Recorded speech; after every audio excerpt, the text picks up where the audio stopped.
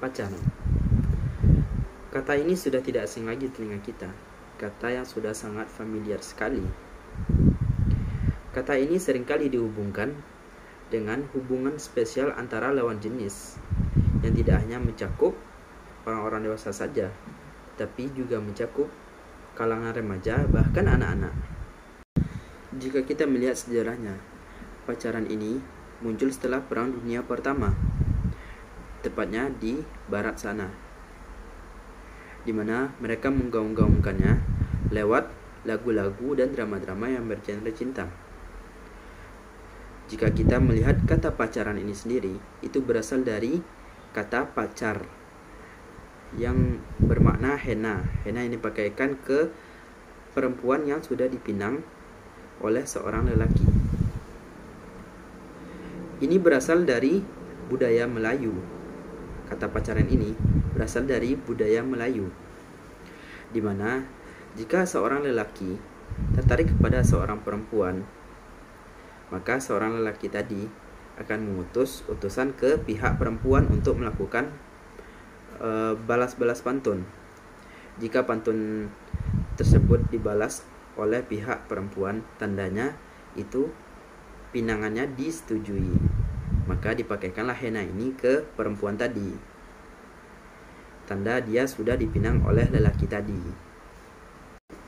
Tetapi di balik filosofi yang menarik ini, kata pacaran mengalami perubahan dan pergeseran makna yang pada awalnya itu bermakna positif, yaitu lamaran seorang lelaki ke seorang perempuan untuk tujuan menikah, menjadi hubungan antar lawan jenis dengan melakukan aktivitas atau serangkaian aktivitas yang kerap kali bertentangan dengan agama.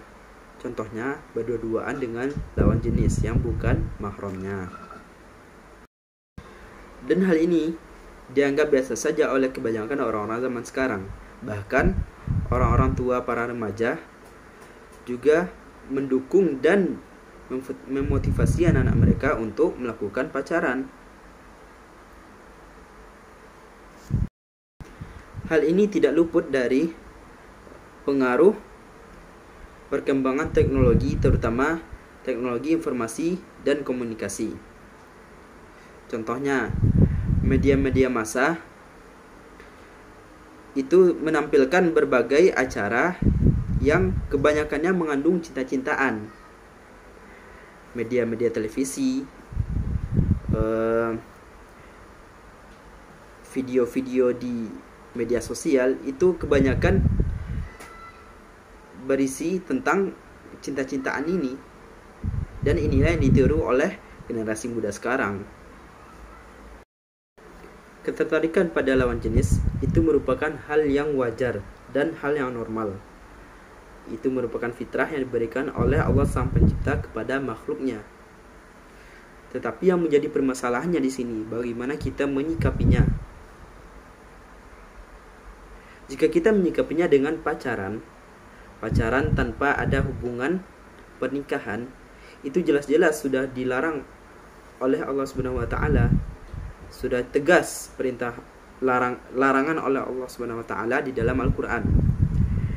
Ayatnya berbunyi, A'udzubillahi minasyaitonirrajim, wa la taqrabuz zina innahu kana fahishatan wa sa'a sabila. Janganlah kalian mendekati zina, sesungguhnya itu merupakan perbuatan keji dan seburuk-buruknya jalan.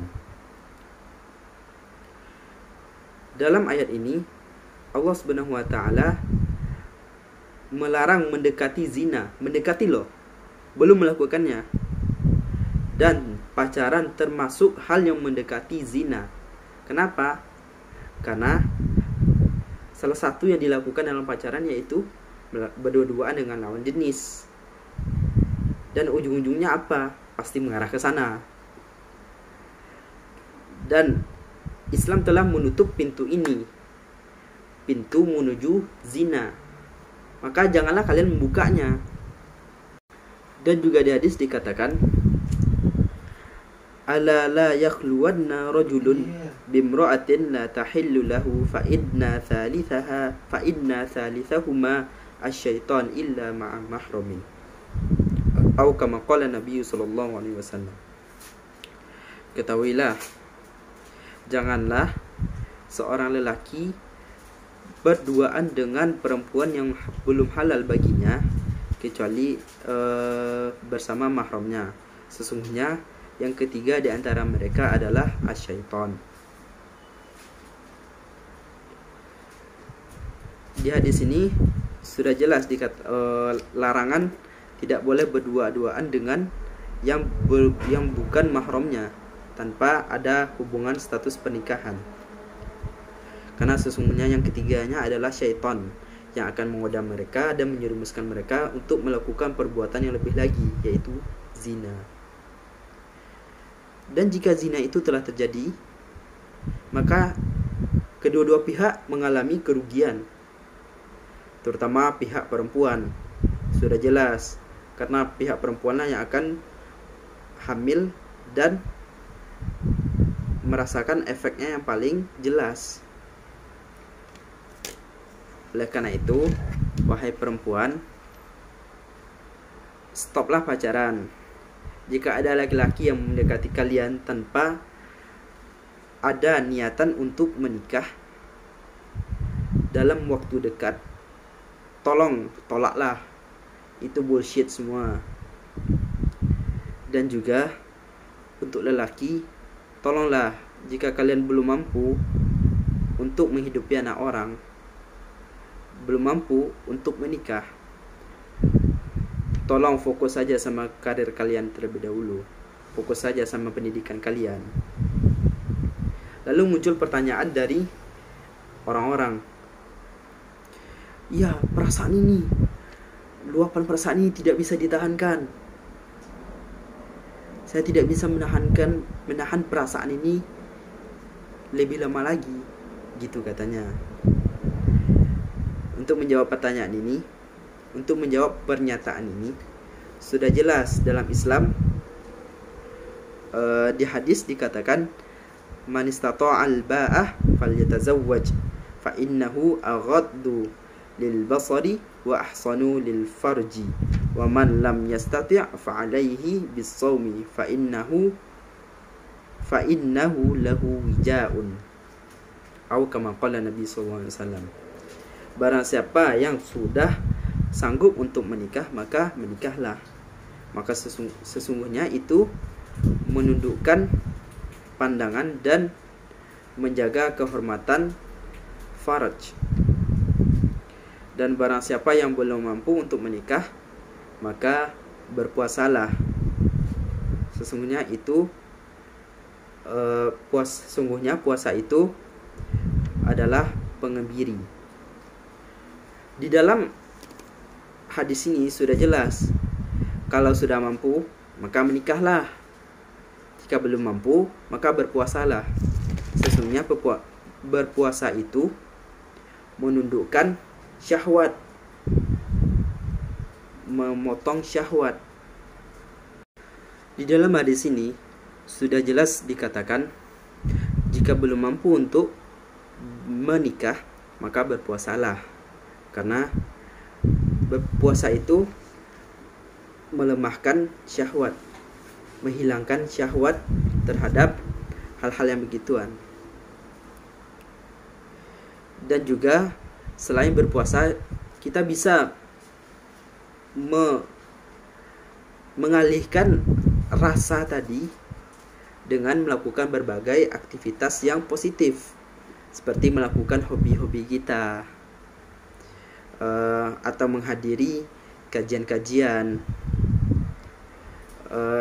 Ya, kita cari pengalih agar perasaan itu, agar luapan rasa itu hilang. Begitu. Dan juga untuk menghilangkan maraknya pacaran ini, seharusnya pemerintah tegas dengan membuat peraturan untuk larangan pacaran, dan juga melarang media-media massa seperti televisi nasional untuk menayangkan program-program yang berhubungan dengan cinta-cintaan. Demikian opini dari saya. Mudah-mudahan semua kita sadar bahwa pacaran itu hal yang salah dan tidak sesuai dengan syariat. Marilah kita tutup pintu menuju zina ini dengan memulainya dengan untuk tidak pacaran mulai dari pribadi kita sendiri dan mengajak orang-orang di sekitar kita. Mudah-mudahan Allah SWT menjaga kita semua dan menghindarkan kita dari perbuatan-perbuatan yang dibenci olehnya. Sekian dari saya. Syukron. Assalamualaikum warahmatullahi wabarakatuh.